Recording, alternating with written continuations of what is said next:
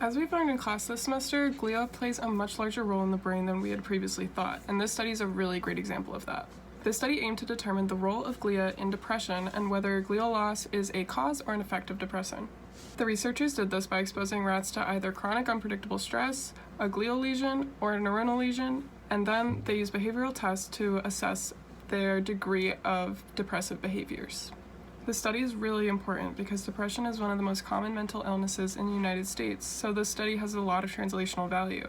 If we can understand the root pathophysiology of depression, we can develop better treatments and potentially even a cure to the illness.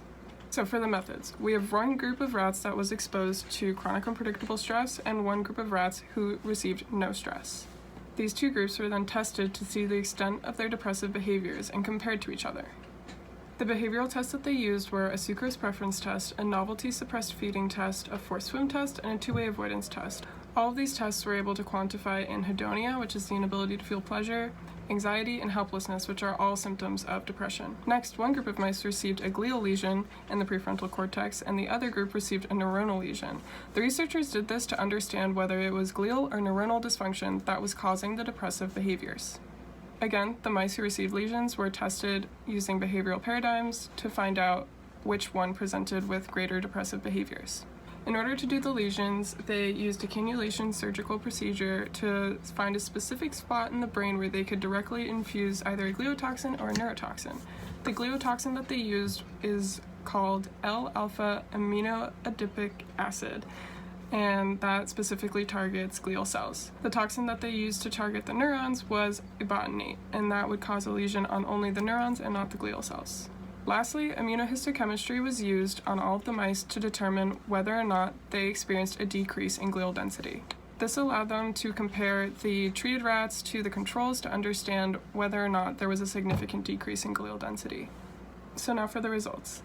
The animals who were exposed to chronic unpredictable stress showed a significant increase in depressive behaviors compared to the controls. Additionally, the immunohistochemistry showed a significant decrease in glial density in the animals who were exposed to stress when compared to the controls. This result indicates that there was significant glial loss in the animals who received stress. So now we'll go over the results of the neuronal and glial lesions. So the rats who received the glial lesions showed significant increase in depressive behaviors, whereas the rats who received the neuronal lesions showed no significant difference in their behavior. So the most important takeaway from this part of the experiment is to understand that it was the glial lesions that led to depressive behaviors and not neuronal lesions, indicating that this is a problem with glial dysfunction and not neuronal dysfunction.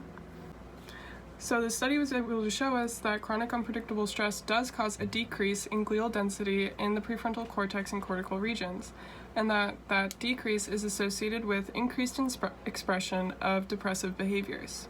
So just to get a better understanding of the results of this study, I'm going to show you guys this figure of the results of all of the different behavioral tests between the animals who received chronic unpredictable stress and the animals that received no stress at all. So the black bars you'll notice are the animals that received no stress, whereas the gray bars are the animals that received chronic unpredictable stress.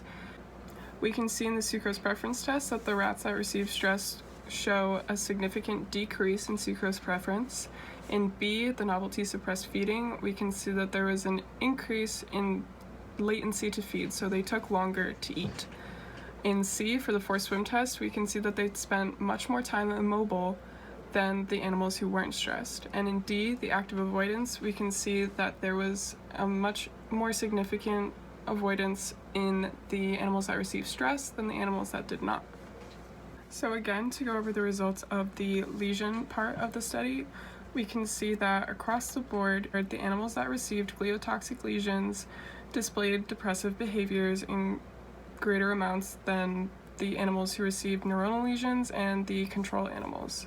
So again, this drives home the message that depressive behaviors are a result of glial dysfunction and not neuronal dysfunction. This finding is really important because it brings us one step closer to understanding the role of glia in the pathophysiology of depression.